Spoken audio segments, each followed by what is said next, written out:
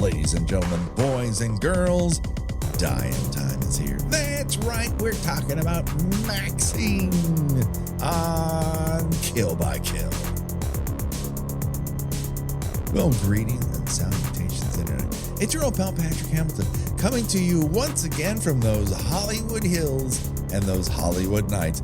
This is the Kill by Kill podcast, where we are dedicated to celebrating the least discussed component of any horror film, the characters. We're going to unpack all the goriest details of the just released Maxxxine in the hopes that a porn star's untimely end is just the beginning of the jokes we might make at their expense.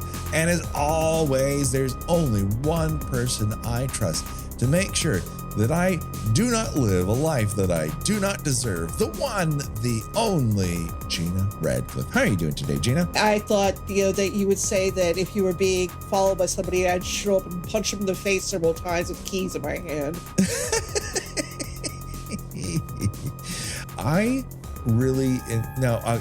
Let's put this out there. Let's have a small non-spoiler section. I'm saying this out loud to remind myself.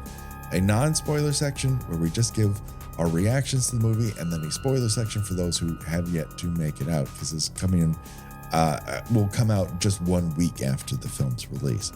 But I do like the Wolverine aspects of how Maxxxine approaches somebody and smacks the shit out of them.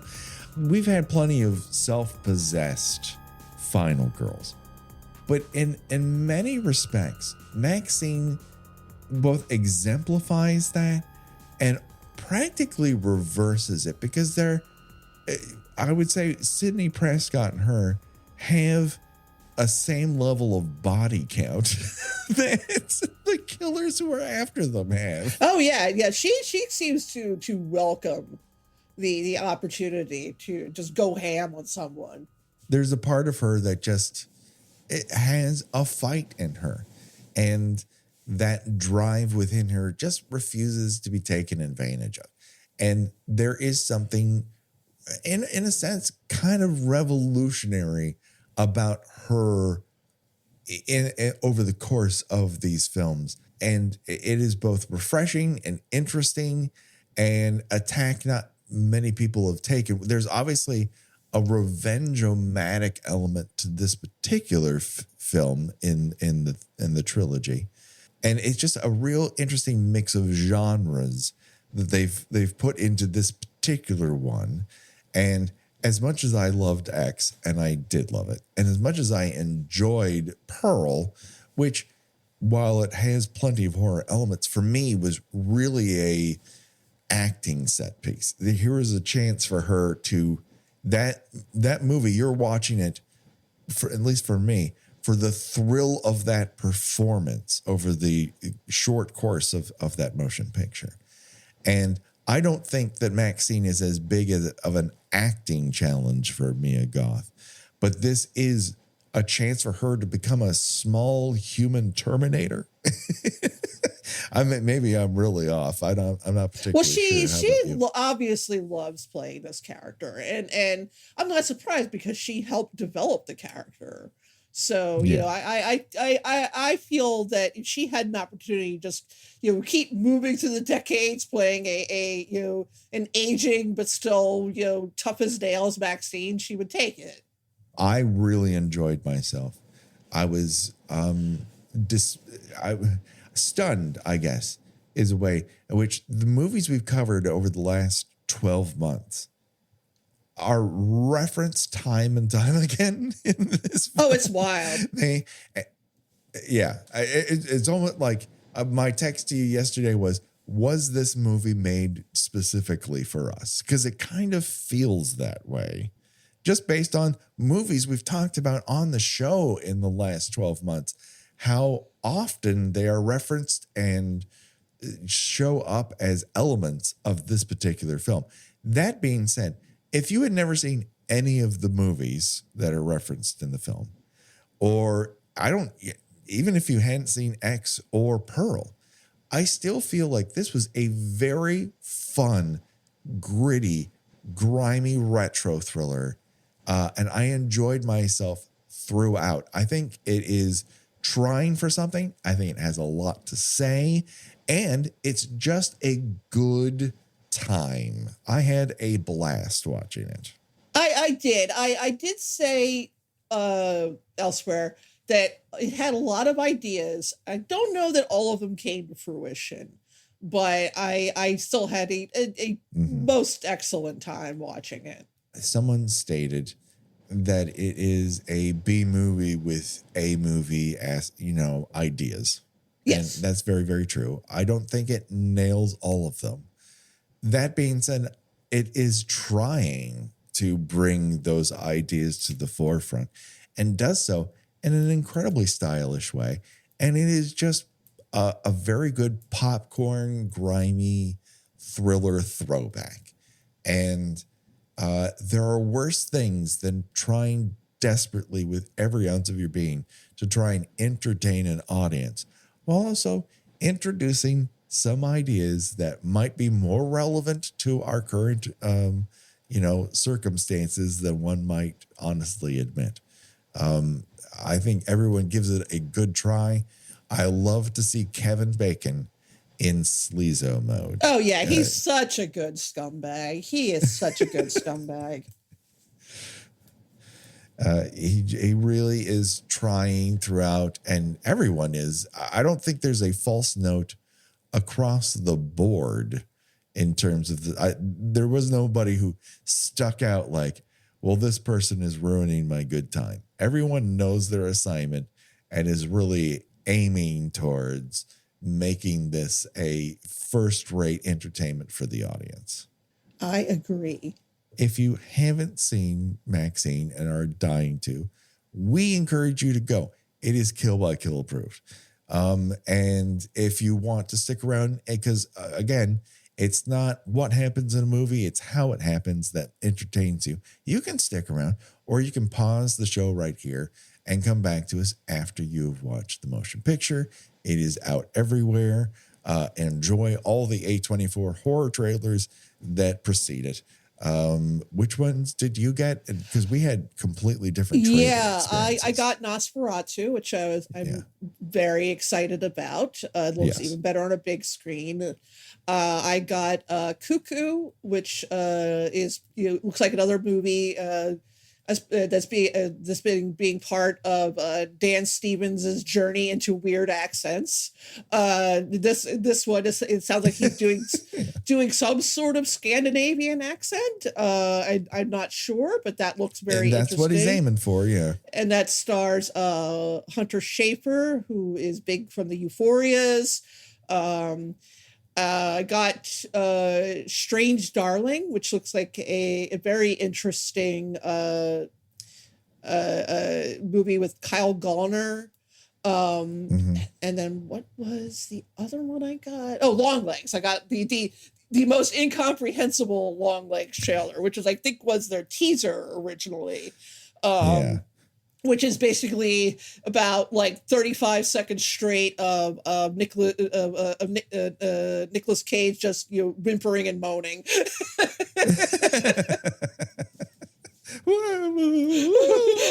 You should have been nice to me. And it's like, you know what? I mean, these trailers should not work, and I'm so fucking intrigued. I'm just one thing I'm so afraid of is that it's not going to live up to these creepy ass trailers, but everything I have heard so far from people who have gotten advanced screenings of it says it does actually live up to it. I'm like, yes, God, I'm so excited. I weirdly enough did not get Longlegs. I did not get Cuckoo, which was crazy. I did get Heretic, a movie that's definitely going on our list of movies we'll be covering because it involves two Mormon missionaries. Yes, Heretic. Yeah. Locked in a house. I remember when that trailer first came out. Megan and I were both like, Patrick, what do you think of this? I suggested that you and Megan will probably have to host the show while I shiver in a corner. While you're like curled up on a couch and working through it. Yeah. I also got a trailer for The Front Room, which has Brandy in it as a pregnant woman whose mother-in-law it moves into her house in order to get an inheritance. And of course, she is a supernatural racist. Oh, you know what? I think we got that one too. Yeah. Because my audience found that all very amusing. I mean, it is a real they're going for it. Yeah, and sure. I love that the racist mother-in-law is played by Catherine Hunter, who, if you saw the tragedy of Macbeth with Denzel Washington and Frances McDormand, which is actually one of my favorite movies, I think, of 2021, I want to say. Catherine Hunter played the three weird sisters. And it's a very she's very creepy in it. And she was also in Poor Things. She played a madam in that. She's got a very interesting presence. So I'm not at all surprised to see her getting into horror movies, because she actually is a contortionist from what I understand. So I am interested to see how far, if they do anything with that in this. But yeah, we guys, come to think of it, we got that one too, and that's I'd heard that Brandy was popping up in a horror movie somewhere. I didn't know it was that one though, and I was like, this is that movie people have been talking about. Okay, that looks fun. I'm not sure. Like, yeah, you mean it's always nice to see racists being treated as the hideous monsters that they are. Yeah. But it's a well that's starting to run a little dry at this point, and because obviously the platonic ideal of that kind of movie now is Get Out. So I think a lot of movies are trying to reach for that goal at this point. But it'll be it's on my maybe I'll go see us in the theater list. The Heretic is directed by Scott Beck and Brian Woods, who were the writers of A Quiet Place and did one of my favorite sub-slashers a couple years back that we're going to cover in October, called Haunt. And they also wrote and directed 65, the science fiction I landed in Earth during dinosaurs and have to keep a girl alive movie, which I fucking enjoyed. I'm sorry. I haven't seen it. I think it is a fun B movie. So take that. Beck and Woods, stealthy, good directors. So we're going to give that a try. I don't know I have not seen a trailer for Y2K. So who knows how that's going to go. That being said, let's get back to Maxxxine. I wish I had seen the Nosferatu trailer, but AMC does a half an hour's worth of trailers, and yet they don't give me anything new. I've seen every trailer. There was no new trailer in that entire thing. It was just very, very weird. Very anti-neon for whatever reason. So, Maxxxine. We're flashing forward from X, which takes place in the late 70s? 1979. 1979. To 1985 Los Angeles, in the midst of the Night Stalker murders, which, as longtime listeners of the show will recollect, I have a deep connection to. Not that I'm involved in any way, shape, or form, but my mother used as a cudgel to try to get me to stop sleeping downstairs on weekends. She thought, either rightly or wrongly, that I was inviting the Night Stalker to murder me. Because he lived vaguely near an he didn't target. Did he target children? I don't remember if any of his victims were children. No. He was mainly a sexual thrill killer. He mainly targeted women. But of course, as the movie kind of rightly puts it and mentioned several times, no one really knew what the motivations were. He was just making a massive splash in a town where, because of the Manson murders and the Hillside Strangler and the Golden State Killer, we seem to have a lot of high profile serial killers at a certain point. And the media knew it was big business. And so they really, really drove it home. Was it in fact like on the news? Like, well, I mean, I realized we didn't have 24/7 news back then, but like, was that always the top story around the time it was happening that you can recall? Yes, absolutely. There was a feverish pitch at a certain point where it was constantly being talked about, and the circumstances of it were constantly being talked about, and the satanic panic element of it was definitely at the forefront. There's obviously an undercurrent here of all the films of how organized religion amplifies things, and no one is scared of their overreaction to it, but everyone is scared of the sort of overarching, something can be conceived of as satanic or evil. That is a thing we need to vilify.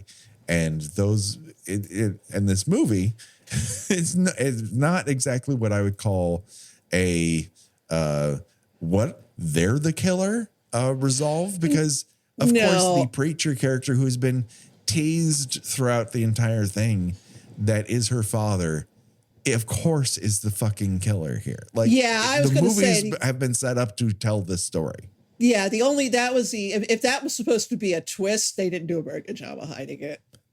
No, because you can't build up a character for 2 movies, and the third movie they show up and have them not be the fucking killer.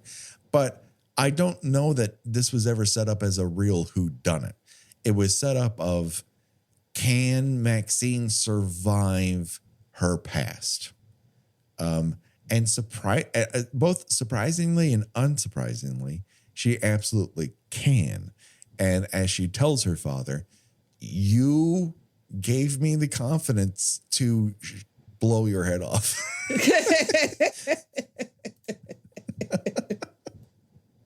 Like, you are railing against this monster you created. Why you thought this was ever going to end in any other way is beyond me.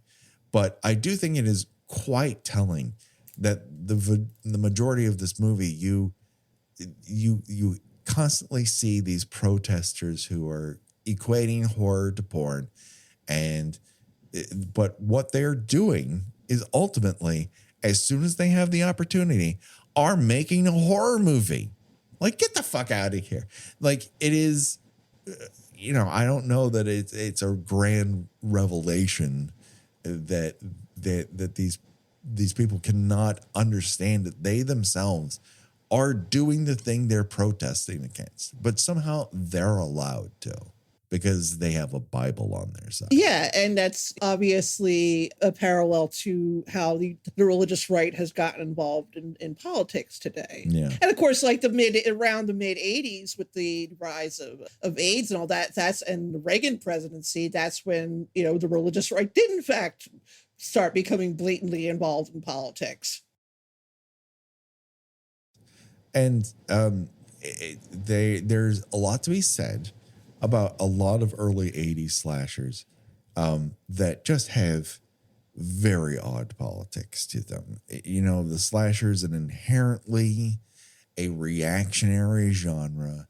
And because of certain elements of Halloween and Friday the 13th, those elements are replicated. Sex in particular is something that tends to drive a few of the killers that we've covered on the show into time to stab, which is fucking crazy. But that was what people wanted to explore at the time.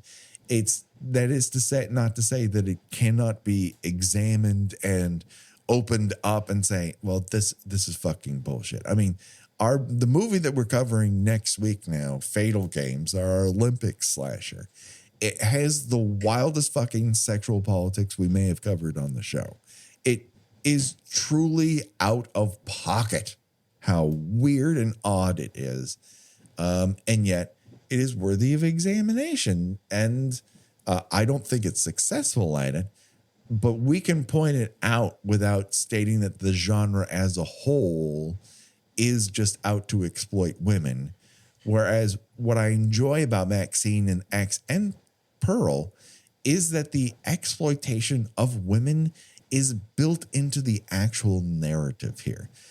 All that Maxxxine has, and to a lesser degree Pearl at a certain point, is their ability to be attractive women. And that is something that they can use to their advantage and something the world forces upon them as a disadvantage. And their rebellion against that typifies them and makes them separate from a society they don't want to be trapped in. What they want is to achieve something beyond themselves. And Pearl cannot overcome that to the point where it truly drives her to kill. Maxxxine, conversely, also kills to get her goals. Well, yeah, it is not something she's above. Yeah, I think it's interesting that, she's got this hand cannon in her purse. She knows all the self-defense tricks, like putting the keys between her fingers, so that when she's punching you, she's essentially stabbing you at the same time. She has been fucked with many times. Probably both before and after the experience in Texas. And rather than be meek and afraid, she's learned all the tricks. She will not be fucked with anymore. And I think that's the invigorating element here. She's truly one of the most aggressive final girls that has ever been portrayed within the genre. And while X is more of a pure slasher than Maxxxine, it is I think this is a new direction to come at the genre from, because for the most, let's take the genre element out of it and just focus on Maxxxine for a second. Her desire to achieve a goal is just not something she will cotton someone interfering with. And that doesn't necessarily make her particularly likable, but her goal is not to be the most liked. As is mentioned numerous times, show business is ruthless, and she's an avatar of it. She doesn't have complete control of her own image, but she can have complete control of herself. It really is an interesting genre-defying sort of take on that particular character archetype. And I didn't know going into it how much of the angel it was going to take on. And I certainly didn't know how much of the body double this movie would identify with. It truly is Ty West's version of a body double, where instead of the main character being the dumbest fucking person in the world, this person is, I wouldn't necessarily call Maxxxine the smartest, but she certainly is the craftiest. She's got instincts. She would never fall for that fucking body double. No, she's got instincts. Yes. And that sort of herself-only attitude doesn't bode well for her friends and colleagues. That being said, she knows well enough that when, any one of her friends is like, I'm going to this party in the Hollywood Hills, do you want to come? She's like, no. No. She doesn't have time for the schmoozing, which, that would be to her detriment as far as wanting to become famous. As you and I know, as relative, medium-sized potatoes in horror podcasting, the one thing that has held us back is our either inability or lack of desire to schmooze and to network or to whatever you want to call it. And it's because she has no time for bullshit. And I, maybe she just in her gut felt like, no, this is a bad scene, but more likely, I don't got time to cozy up to rich guys and to see if they could get me a an audition somewhere. I don't have time for that. It could be either one. I think she's like a shark. She is swimming towards very specific goals, and to sideline herself for an evening when she could be earning $1, she just doesn't have time. It's just not what she's aiming for. She has a specific goal in mind. If she can get this movie, she can actually put her name in a different category than adult films. And it is so very interesting that the movie sort of highlights, in the time frame, people like Marilyn Chambers, who were able to get just that one break beyond their adult film past, not quite translated into the biggest of careers, but were at least able to have a second act. And the one person who really succeeded in that goal is someone who can't be discussed within the film because in the timeline it hasn't happened yet, and that is Tracy Lords. Right. And weirdly enough, and then we have the reverse of it, which we'll get to in a month from now, in the timeline of the show, which is Terry Weigel, who's in cheerleader camp and does a reverse Maxxine. She goes from legitimate work into legitimate, and I put that in dick fingers, into adult entertainment. Although she starts as a Playboy model. So it's not to say that she didn't dip her toe, but there have been plenty of people who were in Playboy first and then had, careers where they were on television and the movies.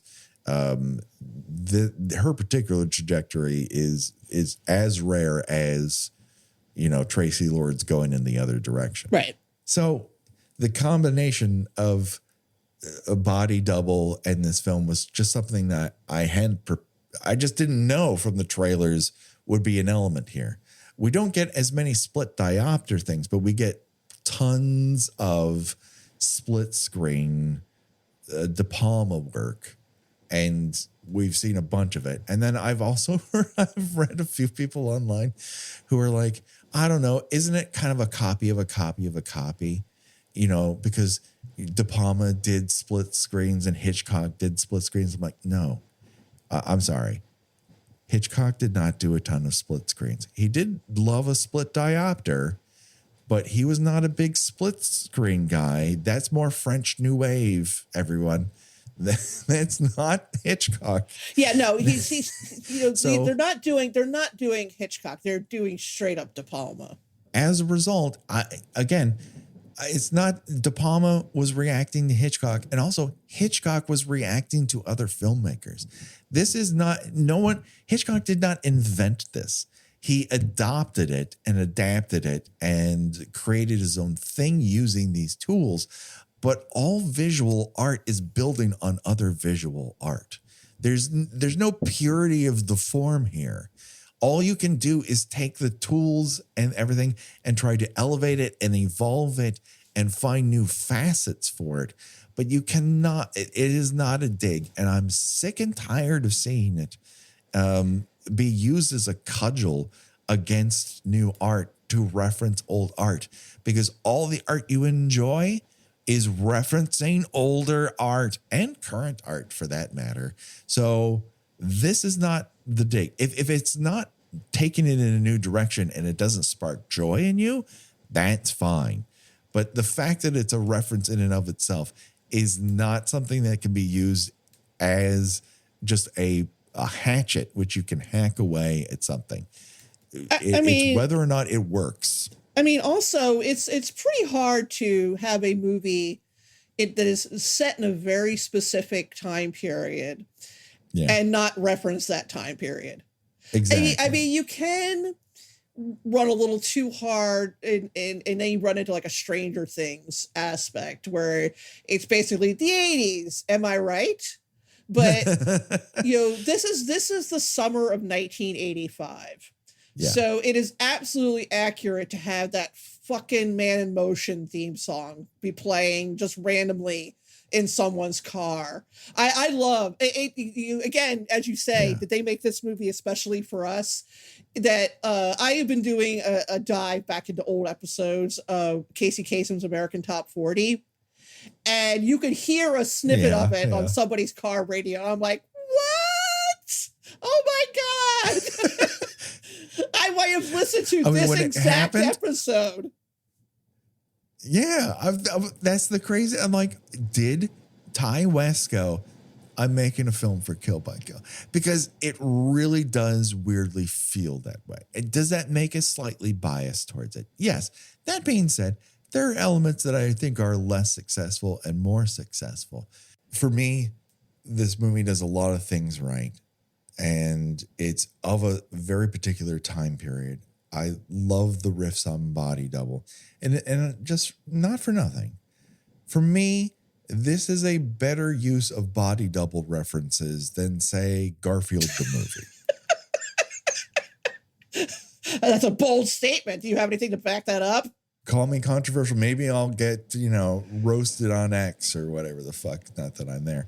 But I also just enjoyed that one of the goons is in the villain drag from Body Double.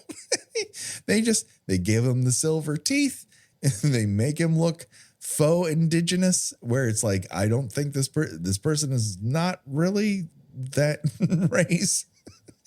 But they're obviously, the reason they're doing it is to make that Body Double reference, and it fucking works for me. I'm sorry.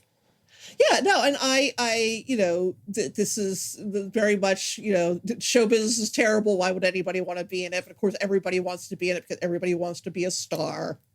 Yeah. One of the elements that I did really enjoy, but this comes with the pre-existing knowledge, but I want to put it out there, is that the movie really never identifies what movie studio they're at. But over the course of the film, it's actually shot at a number of different movie studios that are amalgamated into one. Raleigh Studios, Paramount Studios, which are kind of across the street from one another. Sunset Studios is one of their gates is used. They use the now Amazon lot for some of the sound stages. And then later, we get a really long golf cart tour of the Universal backlot. And let me just tell you, New York streets are not next to the Psycho House. You have to go all the way up the hill to get there. So in terms of running, that's a fucking hard run. Those people would be exhausted running from New York all the way up to Psycho House. She's wearing like high-heeled sandals. Yeah, she's wearing serious wedges. So it would, how the fuck, that the Kevin Bacon character would even make it up there, especially in his condition. And then at the very end, when the camera pulls away, that's the Warner Brothers lot. So it's all the lots in Hollywood amalgamated into one. Again, is this movie only made for us? Possibly. Is Ty West listening to this show? Or are we just on the same fucking wavelength as him? Who's to say? But I had a blast. What were some of your favorite elements of the film, Gina?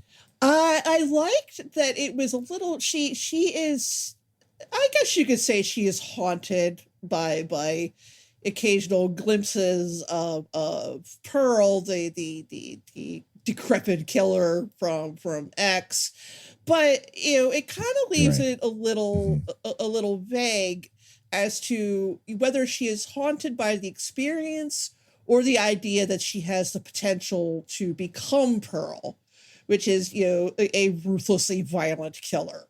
I love that one sequence in the makeup house where they're putting the mask on her to get her life cast, and it slowly starts to look like Pearl. I was like, holy shit, I'm in love with this. This is fucking amazing that she's trapped inside this life cast of the person she is, but the person she fears she will become. Because Pearl, in essence, we know from watching the movie, she and Maxxxine have a lot in common. And all it is a couple bad breaks, and you could be right in that spot. I loved that moment. Well, someone pointed out the parallels between how Pearl's audition, she completely blows and has this excruciating to watch meltdown, whereas Maxxxine nails her big audition. But they, there's one line I've always enjoyed. You've seen the movie Capote, right? Oh yeah. Someone is asking Truman Capote why he is so drawn to this case, and specifically to one of the accused killers, Perry Smith. And he explains that because he and Perry Smith had very similar backgrounds and childhoods. And basically, as Truman Capote saw it, the expression he used was, "I went out the front door and he went out the back." Basically, we had the exact same childhoods, but my life took a different direction than his did. And so there's a very thoughtful thing when you run into someone who you have a lot in common with, to an almost spooky level, and yet your current lives are so could not be more different from each other. And then you think this, what if this all came down to one circumstance or one decision where at the time I didn't even think about it. And of course the idea is that Pearl lacked the talent, for one thing. Yeah. But she also lacked the confidence because, her mother, continued dismissing her desires to get out of her little town and become a star. Whereas, Maxxxine just kind of had to develop, she had, her father gave her an inordinate amount of confidence, to his own detriment, as it will turn out by the end of the movie. But, and so, nothing could bring her down. She's on such a singular path. I do feel like as time goes on, people will start to give this trilogy more of a deeper dive into its reactions to its circumstances. It's obviously using 3 different time periods to look at our current circumstances post-COVID, because there's the, Spanish flu element of Pearl, which is that you're trapped. You can't really feel safe elsewhere. You want to reach beyond it. You get some bad breaks. Things go really wrong, and you can't break out of that. And X has that pre-AIDS sexual revolution element of it that shakes an older Pearl to the core, in which she cannot gratify herself in a real connection sexual way anymore for a variety of reasons. And here are a bunch of people who can, and it drives her to the point of murder. It just all feels very dangerous in its circumstances. Whereas, while not spoken aloud here, this is in a AIDS epidemic that goes, as it did at the time, unspoken. We all know about the speed of sound, but have you ever thought about the sounds of speeding? If you drive over the speed limit, there are lots of different sounds you might hear. Drive too fast and you can hear the sound of your vehicle crashing, the sound of ambulances and first responders desperately trying to free you from the wreckage. You can hear the beeps of a heart monitor. You can hear doctors and nurses in an emergency room as you're being treated for your injuries. You can hear the sound of your worried family members in the hospital waiting room, hoping to hear that you're okay. You could even hear the sound of people crying at a funeral. Because if you drive over the speed limit, whether by a lot or by a little, you could do damage that's beyond repair. You could seriously injure yourself, or worse, you could hurt and even kill someone else. When you speed, you put everyone on the road in danger. One way or another, speeding catches up with you. Paid for by NHTSA. Right, and we're also, it's not quite specific, but we're also in, to parallel Boogie Nights, the era of, where you're starting to see the direction of porn changing. Yeah. Where you're moving, away from theatrical releases to home video. So the demand is going for actors to do it is going to become much higher because you can generate more content at a greater rate. So it's only going to become more competitive. And in fact, Maxxine mentions in her audition that one of the reasons she is looking to cross over into mainstream film is that she's aging out. She's aging out of pornography because I think she said she was almost 33. And that is, because you get to a certain point where, after you get to a certain age, then you end up doing fetish porn where the fetish is older woman porn. And the demand for that is, more specific and again, more competitive. So, she because she is a shark and she's ever evolving, she sees the writing on the wall. It's not just that, that she's getting too old for it. It's that the business is changing. And her goal is to be a star. Doing porn was not a passion. It was a means to an end. Just as her auditioning for The Puritan 2 is also a means to an end.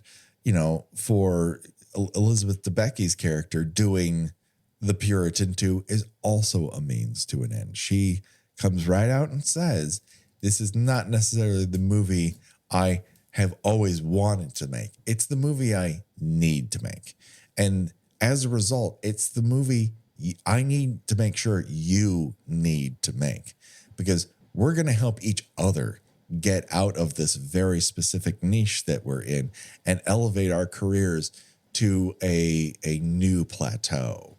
And from that standpoint, it is very frank about the sort of gender politics of the time. Again, this is not something that's happening in your average retro slasher that you're seeing all the time.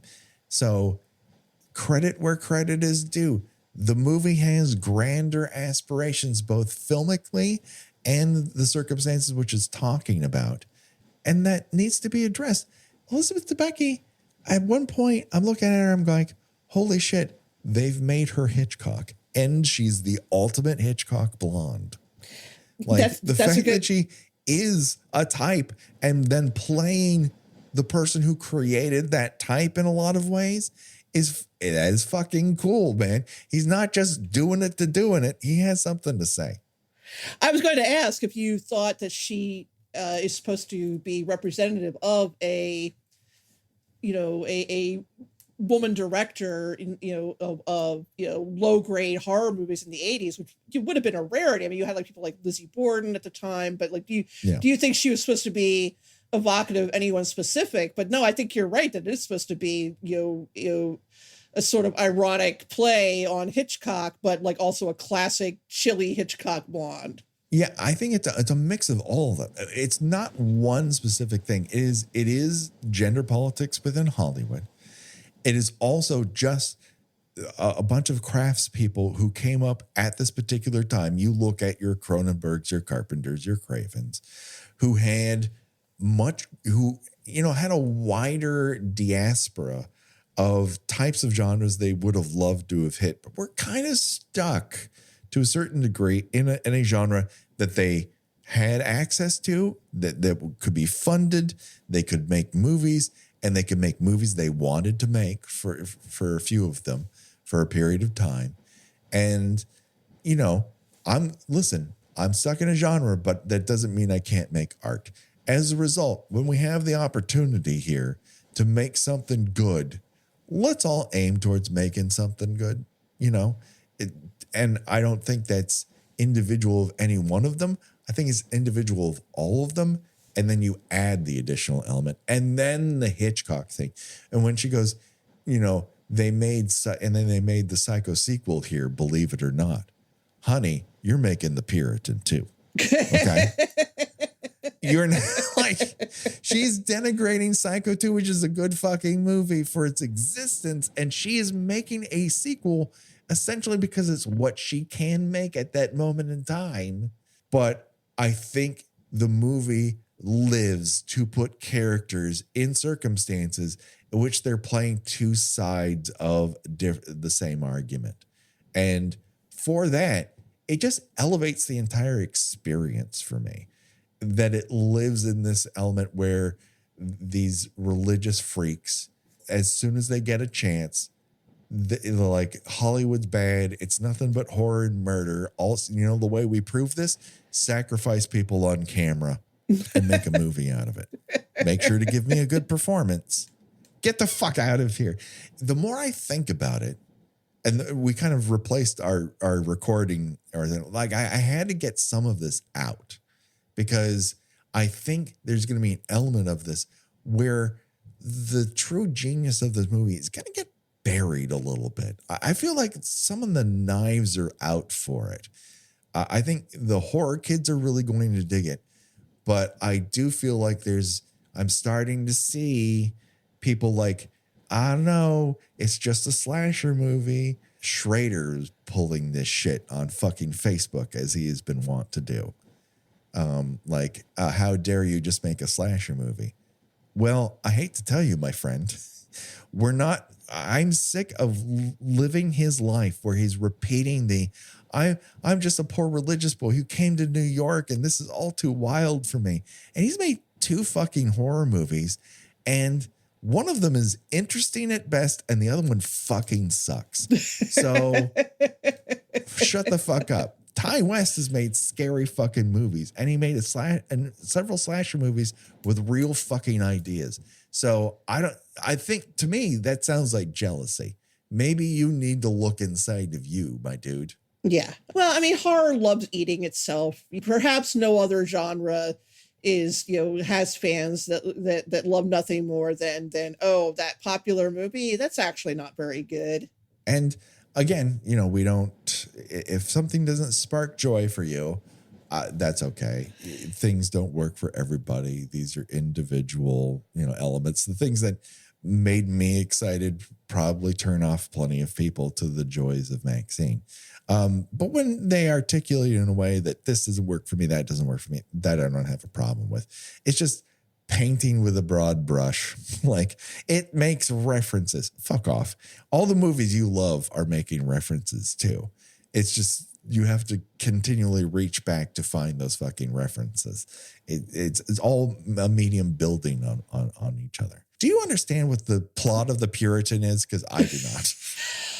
I can only assume that it might be a possession movie, because the actress from the first movie does have a clip in it, because they are shooting it when she's biting into the apple and like fake blood pours out of her mouth. I am assuming that is the prologue to the movie that is currently filming. And she's obviously they're revealing elements of it. Yeah. Right. So Maxxxine is obviously cast as some sort of 1950s housewife. Now, how she ends up with her head getting cut off at the end of the movie, I have no idea. But the best I can assume is that she is possessed by this Puritan character that Lily Collins plays at the beginning. Lily Collins and her outstanding eyebrows. Is it a war? Which side are you on of this civil war? Mia Goth's complete lack of eyebrows, or Lily Collins' complete and total domination of the eyebrow game? Well, they really are on opposite ends. Mia Goth has got such an expressive face that I really don't think there's any other actress right now that has a face as interesting as she does. And when I say interesting, I don't mean, she's actually ugly. I think she's quite attractive, but True. I think she has such an unusual look where, like, she looks, and she's so unhinged in how she expresses herself. Right. She's not restrained in any sense. She looks very youthful, but not childlike, if that makes sense. Like she's got a very and she transforms Right. She's got a very unusual look. And that's why I think she could only play these kinds of characters. Have you seen Infinity Pool yet? It's in my to watch pile, and I just haven't found the moment alone because no one else in the house is interested. So. She is peeling the paint off the walls in that performance. What I don't think I appreciated until this latest sort of publicity push for Maxxxine is just how different a voice she has in real life, where she's practically an urchin. Oh yeah, stealing pocket watches. She is like is that. How she sounds. She's like that meme of that doll where it's like, it's oh, I missed it. You be dad. Yeah. But she's obviously able to, has such a mastery of all the tools at her disposal that she can come off in all these different ways in all these different movies. She has that chameleon aspect to her. And that's not something that everyone is able to do. People can hit different tones, but really she is in no way, shape, or form in her regular life would you mistake her for Maxxxine Minx. And yet she's able to fully embody her and embody her in a multitude of ways where she can be slightly different versions of herself. I think she's going to have that career that can do a lot of different things. I don't know that she's going to be, the household name, because like Becky was like, who is Mia Goth? Like, I don't know. I one moment in real life, it sounds like she's asking for more gruel, please. And then in this, she's practically a fucking Terminator. So what can you say? Like, she's got range. Exactly. I think Elizabeth Debicki is fantastic. The person I had not seen before this in an acting circumstance, and apparently he's a musician, which is not rare for Ty West. He likes to use musicians in his work. But as Moses Sumney, as Maxxine's neighbor friend video store owner, he just leaps off the screen. I want to see him in more shit. I thought he fucking ruled. Oh yeah. That character is great. I do like that, and obviously this was a deliberate choice at the somewhat disturbing issue of 80 slasher movies, dispatching of the black and limited amount of queer characters as early on in the film was possible. He's both, so he gets it. Right. So Ty gets a 2-for-1 out of killing him off first. A 2-for-1, and the most brutal on-screen sequence. That combines a lot of slasher stuff where there's a ton of Giallo happening here. And that being said, red gels show up in X and Pearl. So it's not like it's suddenly a different type of film. But this movie really amps up the I own a black pair of gloves element of the slasher.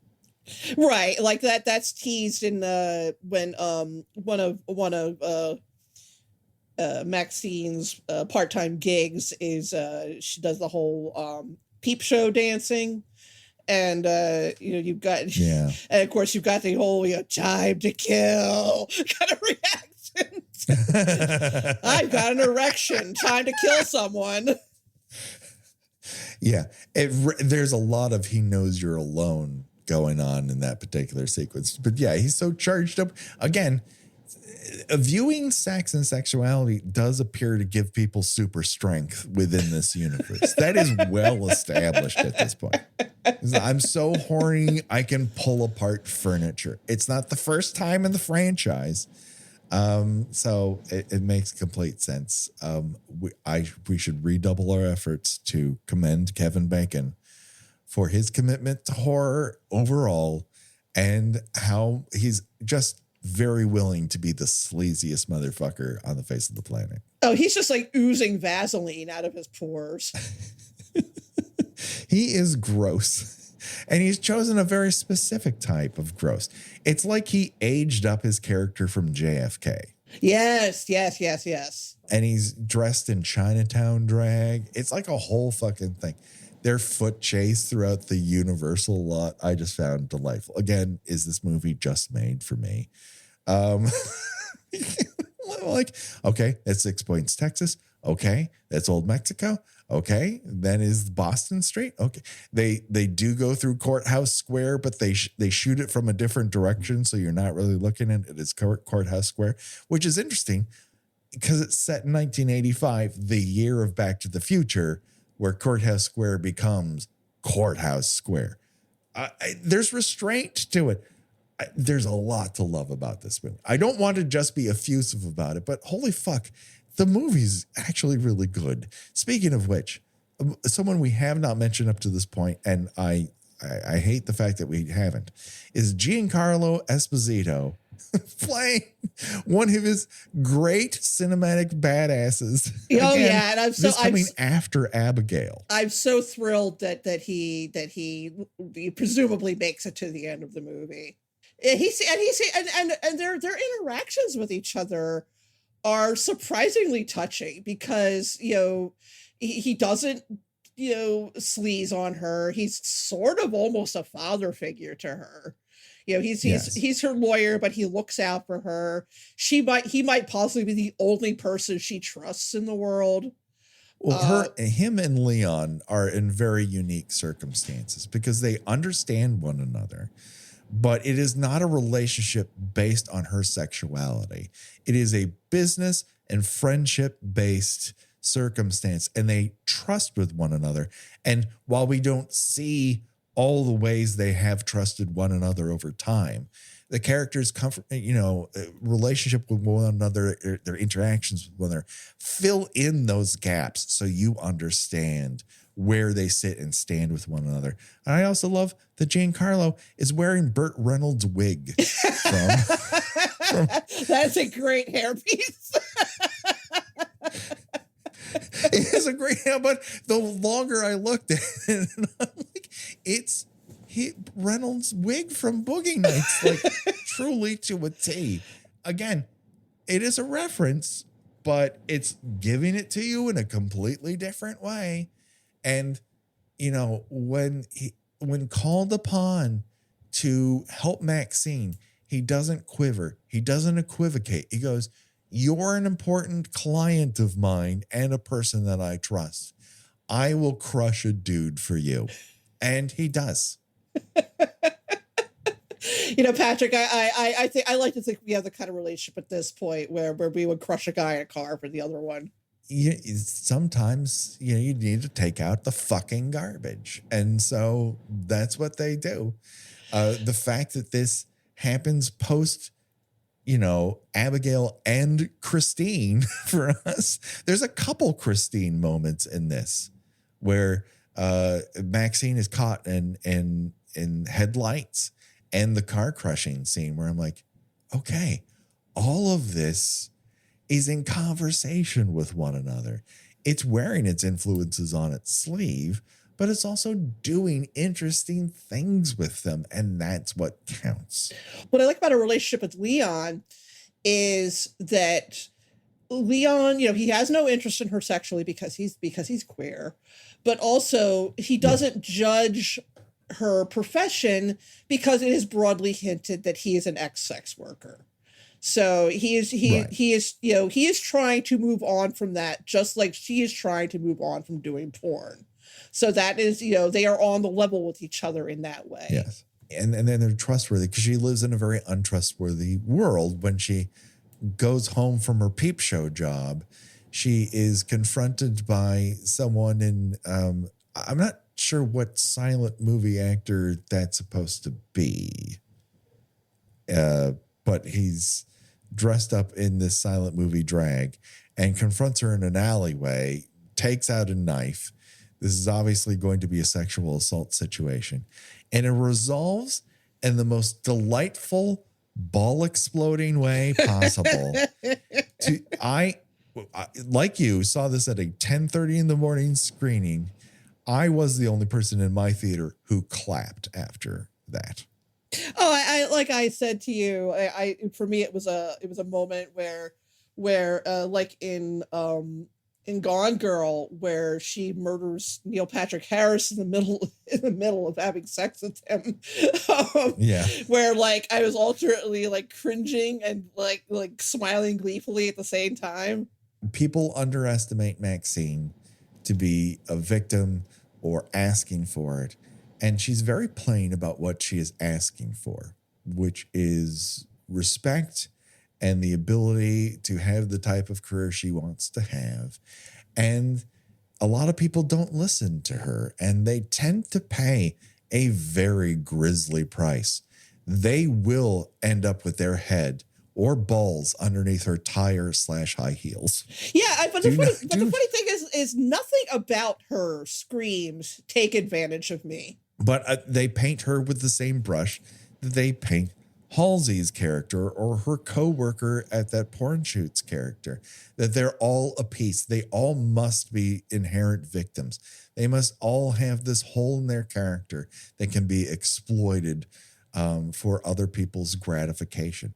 And they learn a very painful lesson that she is not up for playing with that shit.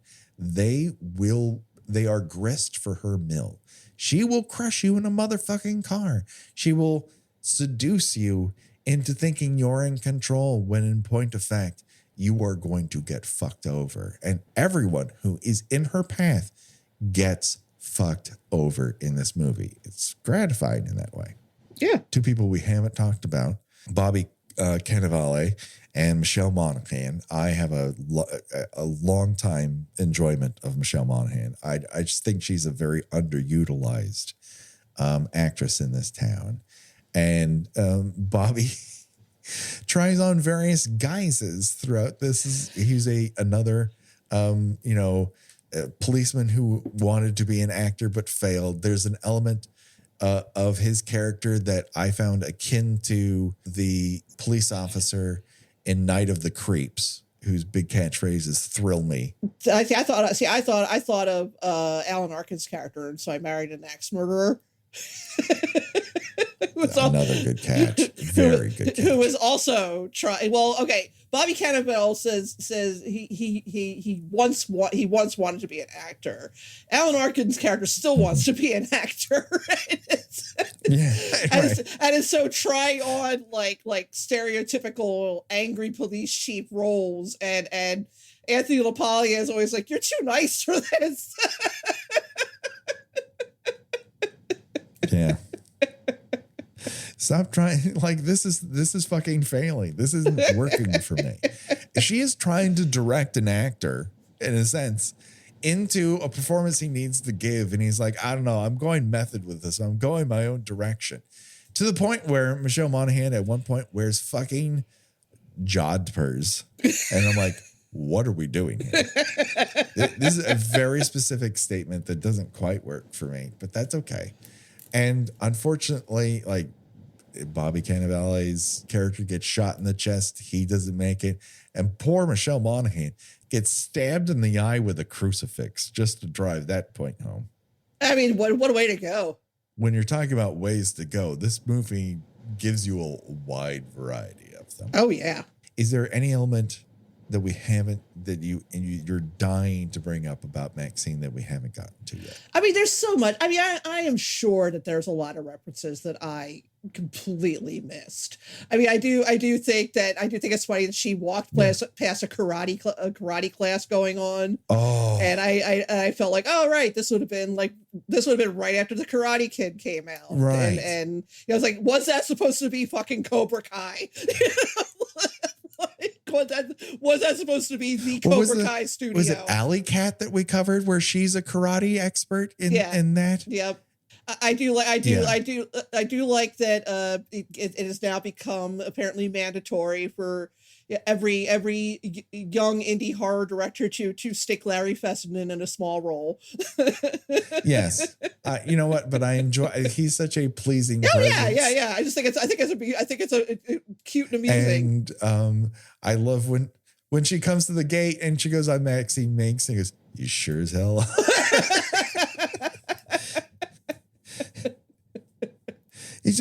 He appreciates, like, he understands, like, he greets stars all the time, And he's like, yeah, okay. Listen, you belong here. And when I find somebody who doesn't belong here, they get escorted the fuck off this lot. Studios security guards deserve a lot of credit. It's a very weird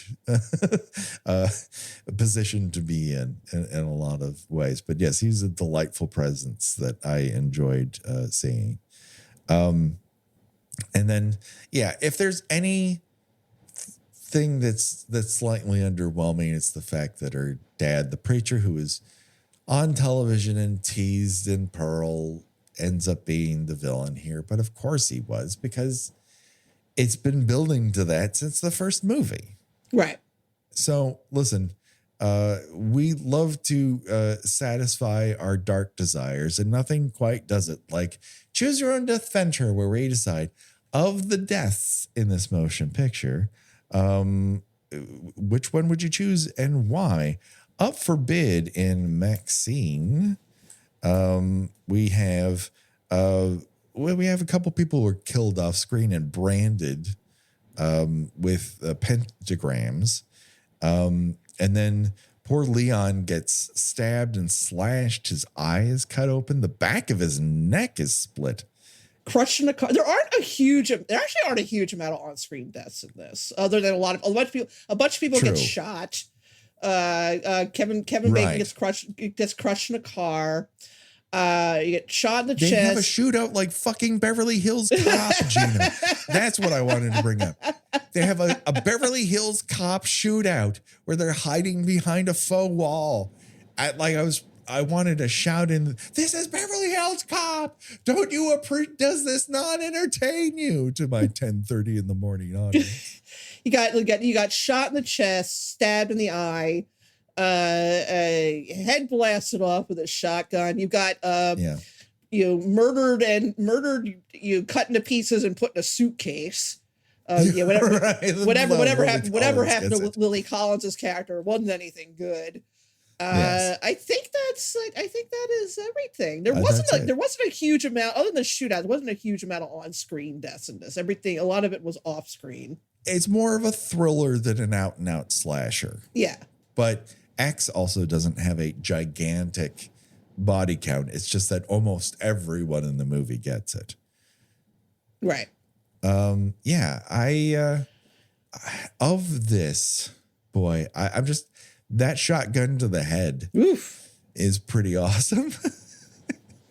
I'm surprised it didn't go more Scanners with it or Maniac with it. It really takes the gel element of it. This movie enjoys the gel head rather than the Explodo head necessarily, but it's super fun and it would be over with fast. What say you, Gina? I definitely don't want to be crushed in a car, and I definitely don't want to go out the way Leon went, because that took a while. No. I think I'm just gonna I'm gonna take the coward's way. I was gonna say shot in the chest, because I would like to be up close. I would like to be up close to the Hollywood sign when I die. I think that would be pretty poetic. It is as rickety as it appears. I have lived in California nearly my entire life. I've only been up there once, and it is kind of cheesy, but it is a nice view. It's if you see it from just below, there's a park that's just below it that's quite lovely. So when you're out here eventually for our LA live show, I will take you there. Excellent. That just about does it. Gina, where can people find you on these here internets? I write about movies and television at thespool.net and on my Substack, Gina Watches Things. I am on most social medias under Gina Does Things. Do it today, people. Check it out. You can always go to joshhollis.com for artwork. Josh did this great, his own poster for Point Blank that is fucking gorgeous. The man is so talented. Conversely, go to revengebody at bandcamp.com for this tune or any of the remixes. The Jacques, who is the man behind Revenge Body and several other groups, was featured in a recent article about his local music scene, and it's really revelatory of his influences and how he approaches music. And we're so very grateful for the mood that he provides us on the show. It's invaluable, and you can support him at Bandcamp. You can support us on Patreon, where we're doing lots of extra stuff for you. That's pretty cool. We're doing movie commentaries. We've got bonus episodes. We're going to be talking about In a Violent Nature, which is a riff on Friday the 13th. So you're going to want to check that out and chat by chat. And of course, on the socials, you can reach out to us with questions, concerns, and desires. That is really all we have to say, but that's not true. I feel like there's a volume 2 for Maxxxine coming in the future. I won't call this volume 1, but I could talk about this movie forever, and I think I want to dig into it a little bit more when I have the opportunity to see it a couple times. So with that being said, the body count will continue. For myself and for Gina, bye-bye, everybody. Bye.